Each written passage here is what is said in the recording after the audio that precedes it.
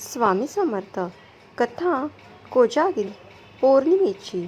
कोजागिरी पौर्णिमेच्या रात्री महालक्ष्मी देवी पृथ्वीवर भ्रमण करून जागृती म्हणजे कोण जागरण करत आहे हे पाहते आणि ते जागरण करत असताना त्या व्यक्तीचे कल्याण करते.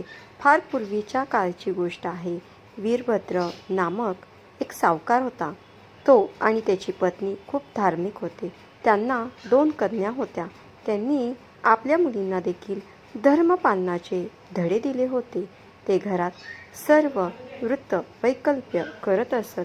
मोठी बहीण खूप श्रद्धाळू आणि धार्मिक होती, तर लहान बहीण फक्त तितकं कसं तरी जमवून नेत असे. दोघीही शरद पौर्णिमा व्रत करायच्या. मोठी बहीण पौर्णिमेचे व्रत पूर्ण पाळायची. या दिवशी लक्ष्मी पृथ्वी तलावर असते, त्यामुळे मोठी बहीण तिच्या स्वागतासाठी मसाल्याचे दूध आटवत असे व जागरण करत असे. रात्री 12 वाजेपर्यंत जागरण करून ती ते दूध सर्वांना वाटत असे. इंद्र, ऐरावत व लक्ष्मीची पूजा करत असे. चंद्राची पूजा करून रात्री आनंदात जागरण करत होते. देवीसुद्धा कोण जाग आहे हे पाहत असते असे म्हणतात, त्यामुळे ती जागरण करत असे. रात्री चंद्राला औक्षण करत असे, परंतु लहान बहिणीचे व्रत अर्धवट सोडून झोपून जायची. तिचे आई वडील नेहमी तिला समजवत असे, पण तिच्यात मात्रही फरक पडत नव्हता. कालांतराने दोन्ही बहिणींचे विवाह झाले. दोघींच्याही घरी सुख समृद्धीला कशाचीही कमतरता नव्हती. मोठ्या बहिणीला 2 मुले झाली. ती खूप आनंदात होती, पण धाकटी बहीण मात्र सर्व सुख असूनही फार दुःखी होती, कारण धाकट्या बहिणीचे मूल जन्म घेताच मृत होती. हे कशामुळे होते हे मात्र त्यांना कळत नव्हते. त्यामुळे एका तपस्वी ऋषीवरांना बोलवून तिने आपली व्यथा मांडली व कारण विचारले. तेव्हा ऋषी म्हणाले, मुली, तू पौर्णिमेच्या दिवशी अपूर्ण व्रत करत असल्यामुळे ही दशा तुझ्या मागे लागली आहे. तुझ्या मुलांचा अकाली मृत्यू होत आहे. हे सारं ऐकून धाकट्या बहिणीला आपण केलेल्या चुकीची आठवण झाली. तिने पुन्हा हात जोडून त्यांना त्याविषयी मार्ग दाखवा म्हणून सांगितले. तेव्हा ऋषी म्हणाले, मुली, तू पौर्णिमेच्या दिवशी योग्य व्रत पाळल्यास तुझी मुलं जिवंत राहतील. त्यानंतर ते ऋषी तिला आशीर्वाद देऊन निघून गेले. ऋषींना सांगितल्यानुसार वीरभद्राच्या धाकट्या मुलीने विधीचं पालन करून शरद पौर्णिमेचं व्रत केले.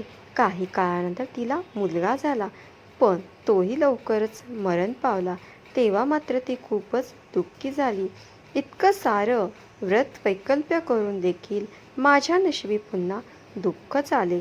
तिने मृत झालेल्या मुलाला पाठीवर झोपवलं आणि कापडानं झाकलं.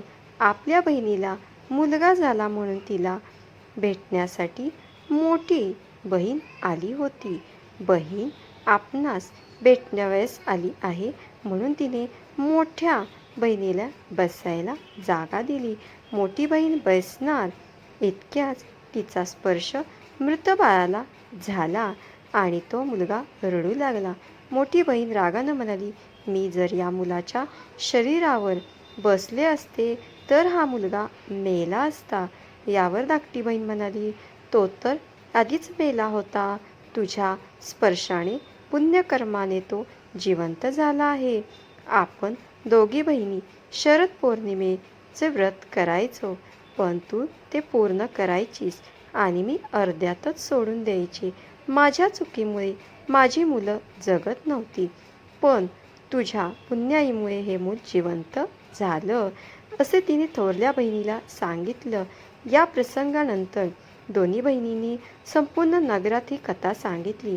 शरद पौर्णिमेचे व्रत पूर्ण करणाऱ्यास कसं सतती सौख्य लाभतं आणि त्यांच्या सततीस दीर्घायुष्य प्राप्त होते हेही लोकांना सांगितले. तेव्हापासून हे व्रत मोठ्या प्रमाणात केले जाऊ लागले. विवाहानंतर पहिल्या शरद पौर्णिमेपासून हे व्रत सुरू करावं. आणखी एक कथा प्रचलित आहे. प्राचीन काळी मगध देशात वलित नावाचा एक ब्राह्मण राहत होता. तो खूप संस्कारी होता, परंतु तो खूपच दरिद्री ब्राह्मण होता. तो अगदी मनापासून सर्व कामे करत असे. पण इथे ब्राह्मण जेवढा सज्जन होता, त्याची पत्नी तेवढीच दृष्ट होती. तिला आपण दरिद्री आहोत या गोष्टीचा नेहमी दुःख होत असे. आपल्याकडेही चांगली धनदौलत असावी, आपणही श्रीमंत असावे असे तिला वाटत असे. ती ब्राह्मणाच्या गरिबीमुळे दररोज त्याला त्रास देत असे. संपूर्ण गावात ती तिच्या पतीची निंदा करत असे. पतीच्या विरुद्ध आचरण करणे हाच तिने आपला धर्म मानला होता. एवढेच नाही तर पैशाच्या हव्यासापोटी ती आपल्या पतीला चोरी करण्यासाठी प्रोत्साहित करत असे. एकदा श्राद्ध करताना ब्राह्मणाच्या पत्नीने पूजेमध्ये ठेवलेले सर्व पिंड उचलून एका विहिरीमध्ये फेकून दिले. पत्नीची अशी वर्तणूक पाहून दुःखी मनाने ब्राह्मण जंगलात निघून गेला. जंगलात गेल्यानंतर रागाने तो एका झाडाखाली बसून राहिला. रात्र झाली तरी त्याला घरी जायचे काही मन होत नव्हते. जशी मध्यरात्र झाली तशी तिथे नागकन्या आल्या. तो दुःखी बसलेला पाहून त्यांनी त्याला त्याच्या दुःखाचे कारण विचारले. तेव्हा त्याने सर्व हकीकत सांगितली आणि आपल्या दरिद्रीपणामुळे आपली पत्नी आपल्यावरती कशी वैतागते हे देखील सांगितले. त्या दिवशी अश्विन मासातील पौर्णिमा होती. तेव्हा नागकन्येने त्याला शरद पौर्णिमेच्या व्रताची महती सांगितली. तिने सांगितले, शरद पौर्णिमेच्या दिवशी करायच्या व्रतात रात्री लक्ष्मी देवीची आणि ऐरावतावर बसलेल्या इंद्राची पूजा करावी. उपवास, पूजन व जागरण या तिन्ही अंगांना या व्रतात सारखेच महत्त्व आहे. या व्रतात रात्रीच्या पहिल्या प्रहरी लक्ष्मी व इंद्र यांचे पूजन करावे व मग त्या दोघांना पुष्पांजली समर्पित करावी. अशी पूजा झाल्यावर पोहे व नारळाचे पाणी देवपित्रांना अर्पण करून आप्तेष्टांना द्यावे.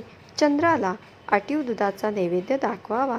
अशा प्रकारे नागकन्येने ब्राह्मणाला रात्री जागरण करून लक्ष्मीला प्रसन्न करण्याचे कोजागर व्रत करण्यास सांगितले. ब्राह्मणाने विधिव्रत कोजागर व्रत केले. या व्रताच्या प्रभावामुळे ब्राह्मणाला अपार धनसंपत्ती प्राप्त झाली. भगवती लक्ष्मीच्या कृपेने त्यांच्या पत्नीचीही बुद्धी शुद्ध झाली आणि ते दाम्पत्य सुखाने संसार करू लागले.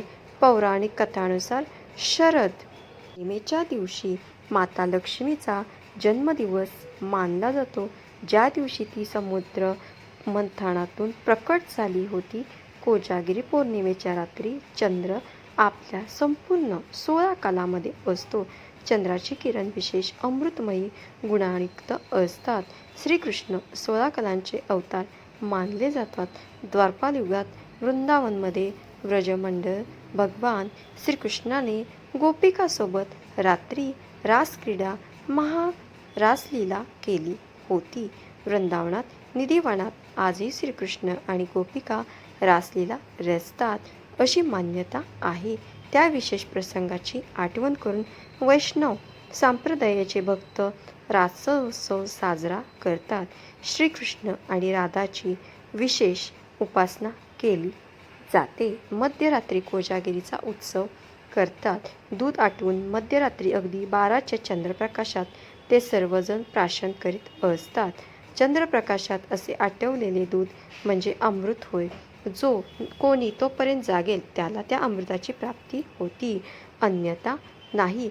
अशी कथा आहे की रात्री 12 वाजता अश्विन अप्सरा येऊन विचारतात, कोण जागृती म्हणजे कोण जागे आहे, आणि जो जागा असेल त्याला त्या अमृत देतात. हीच झाली कथा. पण त्यातील रहस्य काय असावे? जागृत कोण आहे, कोण जागतो?